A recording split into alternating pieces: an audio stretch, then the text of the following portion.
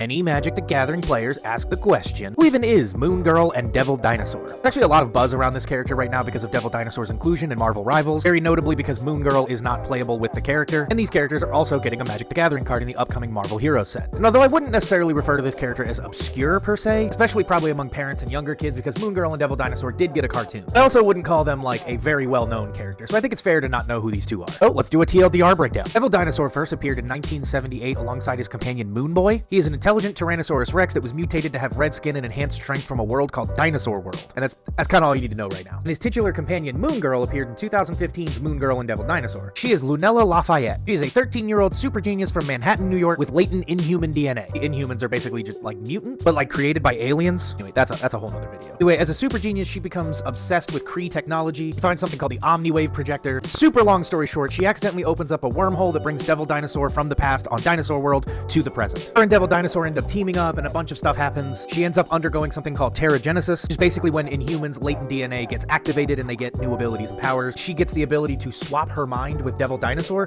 whenever she's feeling like extreme emotions. Now, her main ability is just being a super genius, and his ability is being a big-ass T-Rex, and the two of them are basically besties. I will say, as far as flavor goes, their ability doesn't seem to have a ton to do with them as characters. I guess you could argue the whole thing, like when an artifact enters, she draws a card, kind of like how she opened a wormhole to bring Devil Dinosaur in, and the power swapping to a 6/6 is kind of like her mind swapping into the dinosaur. I don't know, it's a little weak for me as far as like flavor goes, but I am happy to see slightly lesser known characters like this starting to get some light, so yeah, I think that's cool.